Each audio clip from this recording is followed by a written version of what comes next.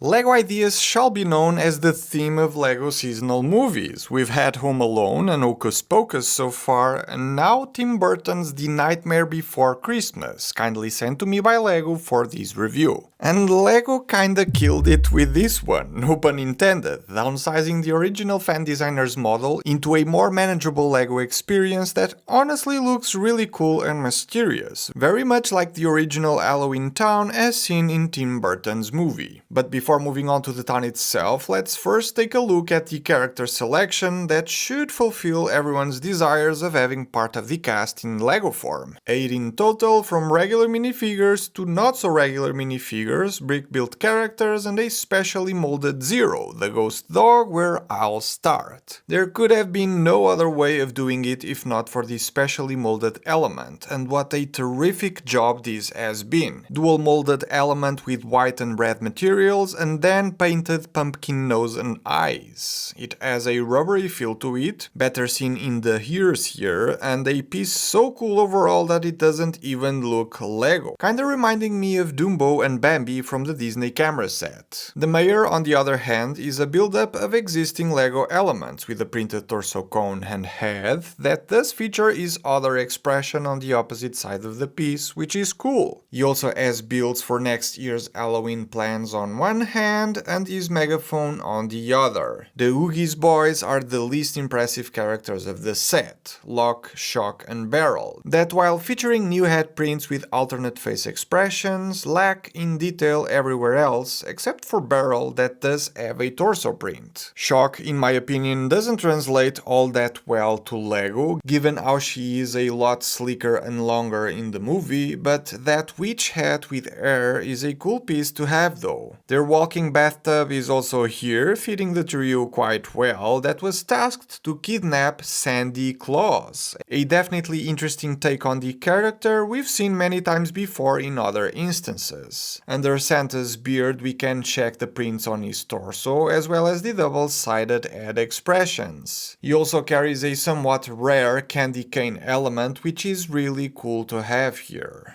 Now, this duo is the highlight of the character lineup for good reason, with Sally actually being my favorite out of the two. The stitched out prints everywhere look really good, including the side of the legs. Arms are dual molded, with the shoulders having different colors, and the head, as expected, is dual printed. LEGO hasn't figured out leg back printing, and so this transition from the side of the leg to the blank back does look weird to me. Now, our Pumpkin King Jack Skellington is probably the first long-legged LEGO minifigure that doesn't completely weird me out like the Avatar ones did, for instance, or Madame Maxime from Harry Potter. Jack just feels right on this size. Not overly detailed, yet just enough to be instantly recognizable, with prints for just the leg, torso area, front and back, and head. There's also a waist cape element of sorts we can better see in the back, take that Star Wars, and a new to me bat bow tie piece that finishes the character perfectly. Would have loved to see characters for Oogie Boogie or Dr. Finkelstein over the Oogie's boys, but I guess these would have been too hard to turn into LEGO, and the mayor was already a bit of a stretch. But with that out of the way, Halloween Town actually looks amazing for something that's mostly grey. The uneven base where it all stands looks great and makes the build far more interesting if it were simply straight. And there's much to explore in each of the 3 sections that do come apart and can be built independently, as each of them has its own matching instruction booklet. By far, the most iconic location of them all has got to be the cemetery, with that spiral looking hill with a full moon on its background. There's a few studs at the top to help us recreate our favorite scenes from the movie, and the moon shape itself is just a round piece of art plastic held in place with a ball pin. Removing it reveals a bit of Halloween flavor in some of these cavities the build has. The graveyard itself has a bunch of color, with the pumpkins, a bit of sand blue on the floor, and a few deadly nightshade flowers here in the back Sally uses to try and poison Dr. Finkelstein. It is identified with a sticker, same as Anne Bane in the back and Witch Hazel at the front, next to regular tombstones, and Zero's one as well, with a stud in the floor for those of you who would like to display the character here. Now imagine how amazing and cheap of a product this small diorama build would be by itself, right? Not to say that the rest of it isn't good, but this here speaks Nightmare Before Christmas just as much, if not even more, than the entire build, I think. On the opposite side of town lies the city town hall build, with hints of Halloween still showing, while preparations for the Christmas takeover can also be seen judging by the stickers above the door. The clock face is unfortunately a sticker as well, but this Halloween banner is not, actually made with the same cape cloth material some minifigures have on their backs sometimes. At the plaza there's that dragon fountain build filled with translucent green ooze, a dead tree in the corner, a few more splashes of color here and there to break the boring grey look, and turning the model around reveals the open back with a bare interior featuring just a few seats and the podium where Jack tries to explain Christmas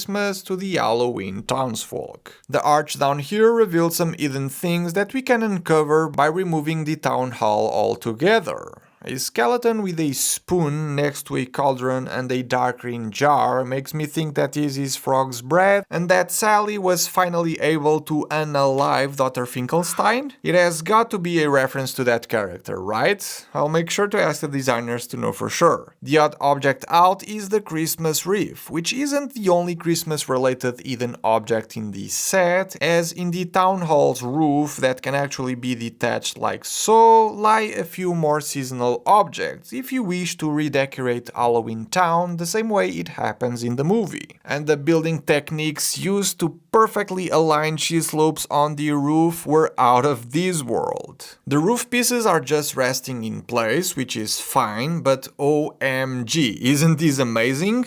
The tilted sidewalls the main building have were also a very cool building technique, as were the pillars at the front there. Not as impressive as the roof, but still great. And last but not least, Jack's house module. The floor detailing matches that of the other builds, as it should, with some more interesting techniques for the curved walls leading to the entrance gates that do open. The stairs that lead to the entrance door, however, should have been 3 or 4 times the size, as seen in images from the movie, though I don't really have a problem with it as they do their job quite well. The house itself isn't as crooked as it should be, aside from some random roof shingles we can see, as well as the crazy chimney and a few wood planks on the top floor, which is more than enough to give it the decrepit look. There's a similar technique to that of the city hall's side walls, seen here on both floors, and in the back a bunch more interior details referencing various moments of the movie. The lone Christmas tree on the ground floor, and on Jack's office is blackboard featuring the Christmas equation, or the plans for his Santa Claus costume he asked Sally to make for him at some point. The roof sides that just rest in place like the previous building hides a few more seasonal items to redecorate the town. After watching the movie for the first time in preparation for this review, I can see how much of it can be seen in this model, which I'm sure will make a lot of fans really happy to get it and display it. I still feel the little diorama scene with the moonlight would have made an even better product, but from a personal standpoint, getting to build this all was really enjoyable as far as the building techniques went. The model does look very cute and displays really well. Getting the meaning of all of the references and Easter eggs hidden everywhere was also part of the joy, and the character selection is for the most part outstanding. So it kind of feels like a no-brainer purchase for Tim Burton's The Nightmare Before Christmas fans out there. Now, at the time of recording, I was not made aware of how much this will retail for, which could be the deal breaker for many people. If the rumors I found online are true, the expected price of $200 for a 2,200 piece Lego model that packs its fair share of overpriced and hard to produce elements, as well as the Disney IP license, would actually be a really good deal for the product. $220 to $230 would still be fair considering the points I just mentioned, but if it goes anywhere near $250 or above that, it would not surprise me as this is Lego we're talking about, sadly, and that would make this slightly overpriced. But let's hope for the best, and I'll make sure to pin the correct retail price for all of you in the comments section below. Thanks for watching, and I'll see you all in the next one.